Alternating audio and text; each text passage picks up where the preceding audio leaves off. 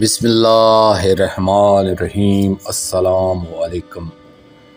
میں ہوں آپ کا بھائی عباس حمدانی اور آپ دیکھ رہے ہیں جعفریات ٹی وی۔ آج کا ہمارا موضوع گفتگو ہے شہنشاہ امام زمانہ اجل اللہ فرج شریف کی پہلی ہجرت۔ دوستو،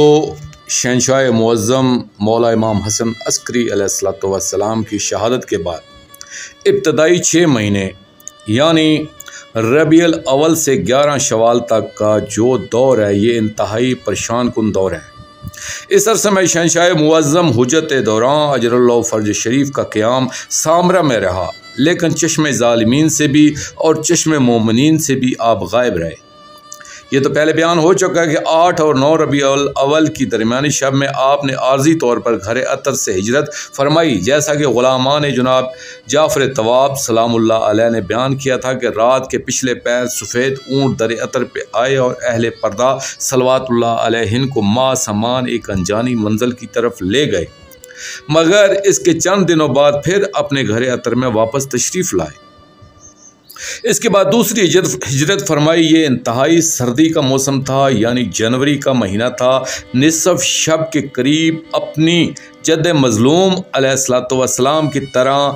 آدھی رات کو سفر فرمانا پسند فرمایا۔ عین سردی کے وقت جب لوگ اپنے لحافوں میں کانپ رہے تھے، اسی وقت شہنشاہ معظم امام زمانہ اجل اللہ فرج شریف، والدہ پاک صلوات اللہ علیہا اور ایک کمسن پاک ہمشیر صلوات اللہ علیہا کے ساتھ گھر چھوڑ رہے تھے، وہ بھی اس عالم میں کہ کوئی رخصت کرنے والا نہیں تھا۔ صرف چند غلام اور چند پاک کنیزیں ہمراہ تھیں۔ ان 6 ماہ میں کسی ایک جگہ قیام رہا ہی نہیں، بلکہ کبھی کسی غیر معروف مومن کے گھر کو زینت بخشی جاتی، کبھی کسی دوسرے مومن کے گھر میں قیام فرمایا جاتا،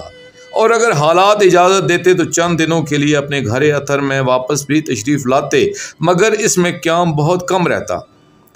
اس عالم پریشانی میں آپ تنہا نہیں تھے، بلکہ پاک پردہ صلوات اللہ علیہن بھی آپ کے ساتھ ساتھ تھے۔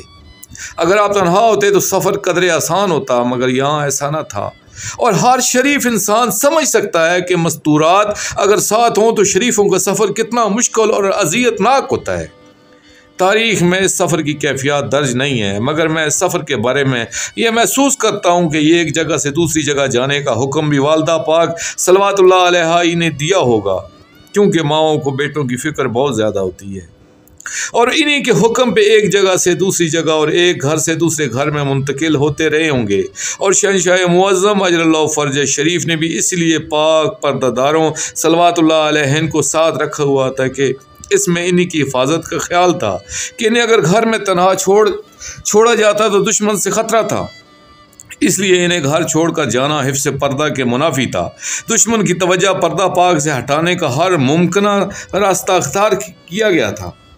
ان میں سے ایک یہ تھا کہ جب آپ نے گھر اطر کو ترک کیا تو وہاں ایک مزار بنا دی گئی، جس کے اوپر کتبہ پر لکھا ہوا تھا ھذا قبر میم ہے میم دال اجل اللہ فرج شریف، جیسا کہ ابو العلی خیزرانی کی روایت میں ہے۔ اس کی وجہ بھی حفاظت پردہ ہی تھی، اور ان روایات میں مورخین نے بھی درمیانہ راستہ اختیار کیا ہے اور اپنے 27 سے پہلے معظمہ دوران صلوات اللہ علیہا کی رحلت کو نہ ہی مانا ہے اور نہ ہی انکار کیا ہے۔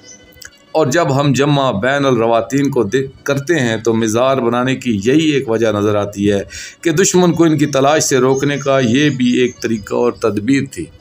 دوستو، آخر میں شکریہ ادا کروں گا اپنے مرشد کریم السید محمد جعفر الزمان نقوی البخاری سرکار دامِ اللہ تعالیٰ کا۔ یہ مضمون میں نے ان کی کتاب معدن العصمت فی سیرت ام القائم الحجت صلوات اللہ علیہا سے پیش کیا ہے، اور آخر میں اپنے پاک شہنشاہ کی بارگاہ میں التجا کریں گے، الجل یا ولی المظلومین اجل اللہ تعالیٰ فرجک و صلوات اللہ علیہ یا ربا محمد و آل محمد صلی اللہ محمد و آل محمد واجل فرج آل محمد صلی اللہ علیہ وآلہ وسلم۔